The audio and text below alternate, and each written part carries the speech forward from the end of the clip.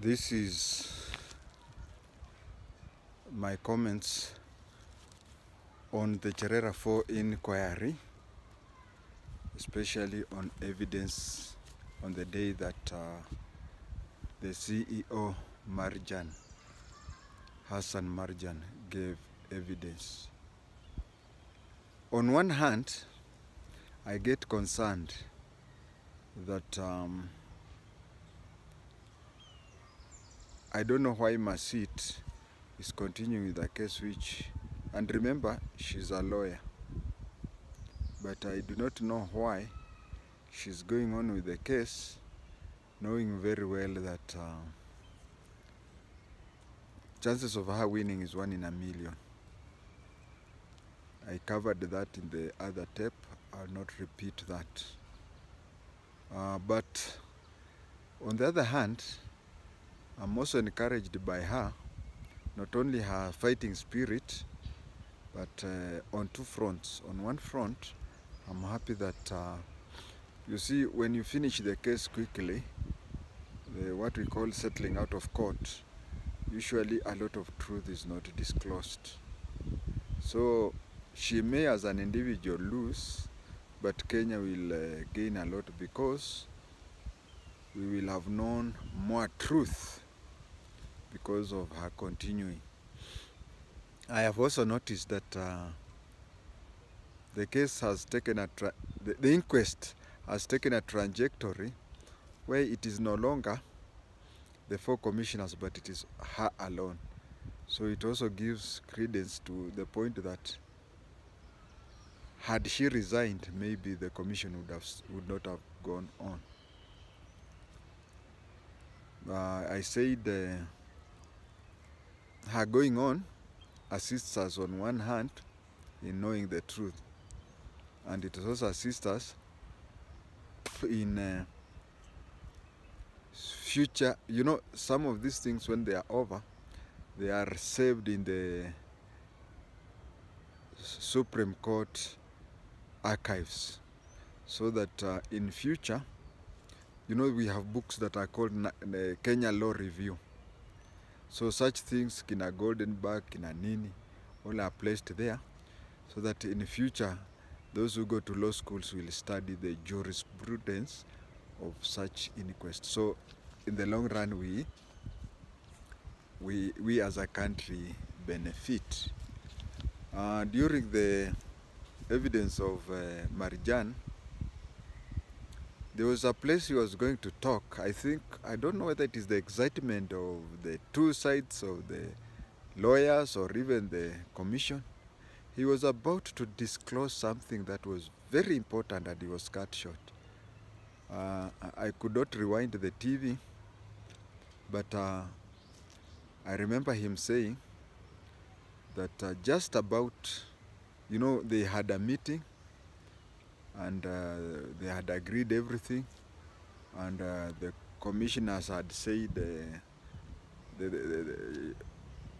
the commission had said that there should be some alterations which would make it go into a rerun, and the chairman had told them he cannot do that, the constitution does not allow him. And he told them he was going to the preliminary, the hall, was going to the hall to disclose the results, who is going to accompany me. But he was cut short, because as a Kenyan, I think we would have wanted to know, because all of them agree that everything was in union until the very last minute, especially things that are tabulation and whatever, and especially at that point when he said he wanted to go to the hall, and the other rushed to Serena. To me, a lot of emphasis should be placed at that time, but maybe they are saving that to cross-examine Chebukati. There was the question of hiring of lawyers. I didn't like the way it was placed. Maybe the lead counsel, although he's a learned lawyer, but I'm not a lawyer.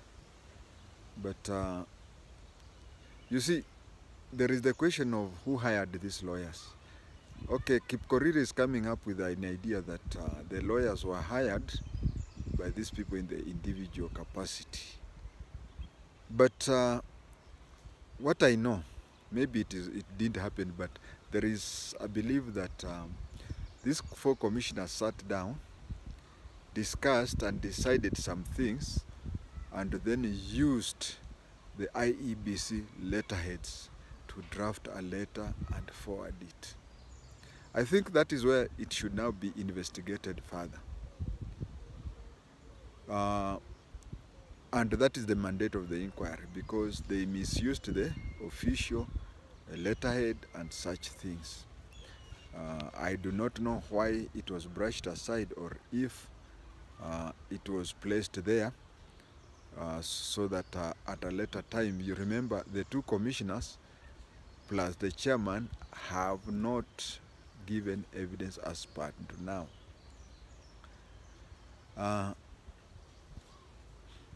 I tend to side with the Chebukati side, but I don't know whether I'm the only one who's getting this impression. And it is important for this commission, for this inquiry, to note this. When these commissioners were resigning, they were talking of Chebukati's dictatorial tendencies. All of them will not be there. As of now, if things go the way they are going, maybe Masit would be the only one remaining. But 6 will go.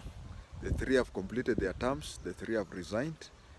But we should address that issue of the chairman vis-a-vis the other commissioners, because the intention, the 3 are trying to show, if you read their resignation letter, they are even trying to say that leave alone this thing about the bombers and the National Tallying Center.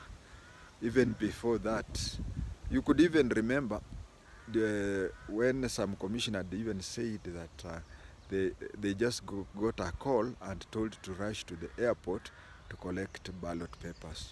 I think the inquiry should come up with a way where it should be addressed, where this and other constitutional bodies, the chairman has limitation and how he can how he can interact with the others. There is the question of the speech that was given at CHERERA, and which shortly after, almost immediately after, Raila in his speech used the exact words. Now, in the absence of CCTVs, any 2 human beings, I remember during my basic special branch course in 1984 November, we had an expatriate from Britain called Mr. Swabi was from America.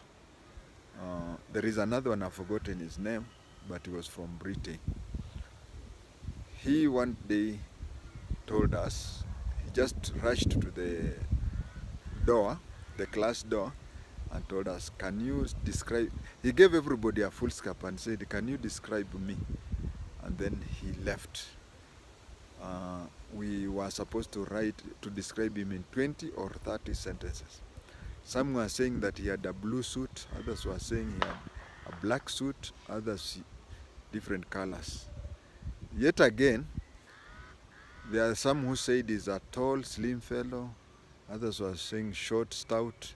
So imagine us describing that person, 30 minutes we found that we were describing him in different ways. Now, for anything happening and you find 2 or more people using the exact word, it is almost impossible. But according to the Evidence Act, if I were to be a judicial officer, evidence that Raila used the same words as the CHERERA 4, yes, it can be proven in court. But remember, in our criminal system, in our court system, we use the word beyond reasonable doubt. So the courts would come with a belief that, yeah, it is true that whoever drafted the two may have been the same person, or it had been dictated by the same person. But if it was somebody who was attending a criminal proceeding, that could, the evidential value does not reach a conviction level. But you see, this is an inquiry, an inquest. And you can remember there was one judge who said, let the inquest continue. Once the inquest is over, then Masit has a freedom to go and take it to the High Court. I know she will lose at the High Court. She will go to the Court of Appeal and even to Supreme Court. She's not alone. As per today, Mother Karua is preparing to take her presidential case to the East African Court. Then she'll take it to African Court and eventually to the World Court. There was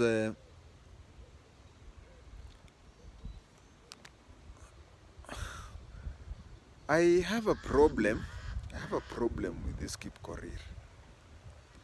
He's a rich lawyer. He has become so rich, but you know, he's a conveyance lawyer. I don't like the way he's doing things. He's all the time quarreling with the chair on when he is obviously wrong. Remember, he asked a question wanting to trap Marijan, but when Marijan turned it and it was prejudicial to Masit, Kip Korir stopped him on the flat. And that is when they started arguing with the chair, Mchelule, where Kip Korir was saying that as a lawyer, he is supposed to ask whichever question he wants, and he is in nobody's direction. But he was told by the chair that the witness was not brought by him, but he was brought by the commission. And what the witness was talking was assisting the commission in its finding. So I don't really, I used to appreciate him, but I don't know why he is doing that.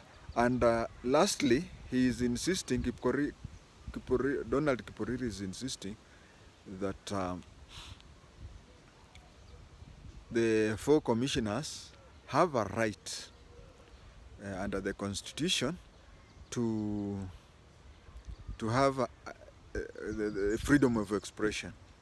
But you know, freedom of expression is there. Remember, I was sacked from the special branch because of my freedom of expression.